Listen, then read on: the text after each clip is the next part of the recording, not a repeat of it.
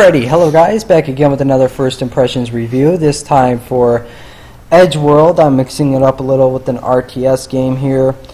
And this is a free-to-play MMO browser-based game published by Kabam. So they did release a few similar games to this before, but that does not change my opinion about this game. I think this game is legendary. This is literally a very sexy game here. I am in love with it, and I don't really like RTS games a whole lot, but this game is definitely changing my opinion. I mean, just look at the amount of space they give you to start off with. This take forever to fill up here. I'm absolutely loving that feature. And beginner tips: when you first start, come and click on your name here, and you can you get one free name change, and you start off with some stupid noob name, so obviously you're going to want to change it. Now you want to get it right the first time, otherwise you're going to be forking out 90 platinum to change it, which is the in-game currency. So nice little tip there. And also, when you start off, you have a resource cap of 10,000, and if you hover over your resources, you can see the capacity and hourly rate, and it's going to be filled at the start. So what you're going to want to do is place some buildings down, just spend some resources, and I recommend upgrading your base. And the interface here is really nice and user-friendly, easy to get used to. The graphics are really nice as well, and you can zoom out here, get a better look just by using this wrench. Anyway though, back to my tip. You're going to want to upgrade your base here, and then you can put down one of the puppies. Whoa, almost dropped my laptop there. But you can put down one of these puppies and upgrade it. And the reason why I'm telling you to do all this is because if you reached your resource capacity for all your resources, when you complete missions, your resources will go to waste that you earn from completing these missions. And the mission interface is nice as well. You can categorize your missions here using this little interface, and you got some daily missions here that you can complete as well. Now, other nice features is being able to move your buildings on the fly. That's nice, as well as having your collectors here, just being able to collect anywhere. They don't have to be on a pile of crystals or anything like that to collect resources. You can just plop them anywhere and they'll go to work. Now, you can also hover over your turrets here and see their line of sight, which is nice. Now, when you go to train infantry here, gives you a nice little notification on the side here of their health, range, rate of fire, all those nice stats. And go ahead and train some here, and it doesn't even cost a lot to make units, which is nice. The game's sound isn't too bad, but it's nothing that'll be memorable though. And in fact, sounds like it could get annoying to me after a while, but music is really based off of personal preference, so I won't go too much on that. Now, the sound effects aren't too bad either, and I'll show you that in one of these battles here. Now, you can send a message to anyone in the game without having them in your friends list, which is nice.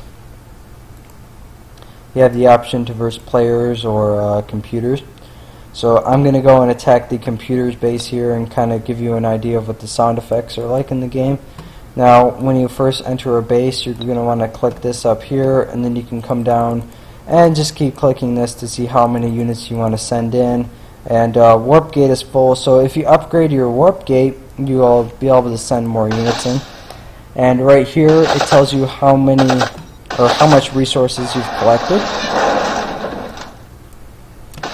And it also tells you the health of every unit you currently have on the map, as well as how many units are available. And you can tell the sound effects aren't too bad, but again, nothing memorable. Another interesting thing I've noticed is, well, I guess I'll tell you about this screen here. It tells you how much resources you've looted, how many buildings you destroyed, how many units you've lost, and how much XP you've gained. Now, I didn't gain any items though, because this person is apparently too low level to gain items. But the bases in this game are not they don't have an absurd amount of health points like in other RTS games. In fact, the barracks actually have more health than the bases do. So that's kind of interesting.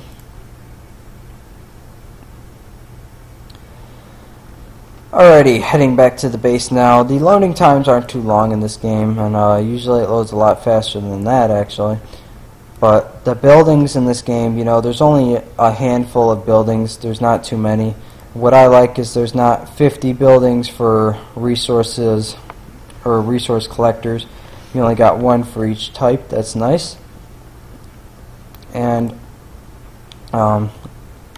decent selection of turrets. And there's not 50 million buildings in this game that you have to memorize. That makes the learning curve for this game really user-friendly. And in fact, if you're just starting to get into RTS games, I highly suggest this one. And you got the staging area here, which is where all your units stay at. You got the tech lab, which unlocks basic units. You got the barracks, where your infantry is trained. Fleet academy, where advanced units are unlocked. Factories, where tanks are made. Got the warp gate, which allows you to use more units in the battlefield. And the defense simulator. The defense simulator is really unique in this game. And look at the cool effects. I like that. Graphics are not bad in this game. I'm liking them. So anyway, this simulator, these first few enemies are really easy to defeat. I got gold stars on all of them first time around. And what this does is it sends units in to attack your base, and you get experience for killing all of them. I like that system because mainly I love games where it really tests how well you have your character built, or in this case base built. Okay, you get a decent selection of units in this game as well, along with you can't even look at these until you've unlocked the building for them, otherwise it just takes you back to your buildings. But I imagine you have a good selection of mechs to choose from as well. Oh, you can see all of them here. Got a nice pulse tank. So decent selection of units there. The shop is typical in an RTS. You know, it does really favor the cash shop players, unfortunately, but very rarely will you find an RTS game that doesn't have a cash shop that really favors the cash payers or whatever. Cash players, I don't know what you want to call them, but anyway, I did find this interesting. You can use 1 platinum to get yourself 1,000 gas, and pay attention to how much platinum I have right now, and you might get this, but look at this. I could pay 15 for 50,000 gas. Again, look at how much I got, 15. That's how much you start off with, 15. That is annoying. That really ticks me off because they couldn't just make it 10. I mean, come on. If I'm just joining the game, I might want to, you know, be able to purchase stuff right away. with my 10 platinum that you give me. Ugh, sorry about that. Anyway, that's not all. Check this out. You see this cell right here? Notice that it's all the way in the back on page 3 and 4. And I could pay 25 to get 1 million gas. That's a pretty nice sale. But look at this. On page 2, I could pay 20 platinum and get 100,000. That's a rip-off because they have the sale going on. And this is a rip-off as well because they have the sale going on. And if I was navigating this menu and I had, let's say, 45 platinum and I didn't know about that sale, I might just stop here and go ahead and buy this and not even know about this sale. And if I found out about this, that would really tick me off. So that's pretty stupid and mean. I think they should move the sales to the front menu here. That way people don't waste their money. But, you know, that still doesn't change my opinion about this game. I still think it's a really nice game and would recommend it to anybody. And I also like this feature here. You can just hover over these turrets and see their line of sight. Now, not much else I have to say. Oh, the alliance system. That's another nice thing about this game. So check this out. The top alliance right now only has 33 members, and they're absolutely owning 4.3k power, and these people only have 100 members and aren't even close to these guys. So that's really odd, actually. Obviously these people must be made up of major cash shop players or something. I don't know, but that's interesting. Now this is my alliance here. I'll leave that in the description. Well, to be more specific, my friend's alliance, she owns it, and I'm only level 10 right now, and I just started this game only a few minutes ago, and she started this game pretty recently too, and she's already pretty much level 30. So experience gain in this game is definitely a plus. And if you guys would like to join this alliance, I'll leave my name and hers in the description as well, and you guys can send us a message and we'll be happy to invite you in. She says here, we are a new alliance and willing to accept anyone, so anyone's allowed to join. Another nice feature is you could send messages to the entire alliance.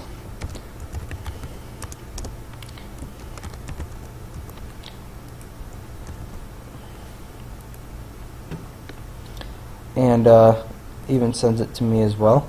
And the activity log is nice too. It kind of lets you know what's going on with everyone in the alliance. But here's my message.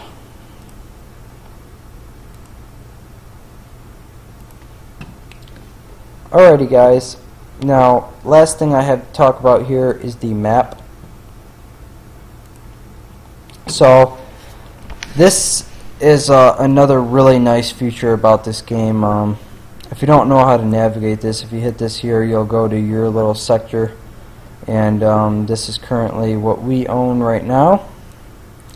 And if I click this here and go to scout, I can attack this base and take it over.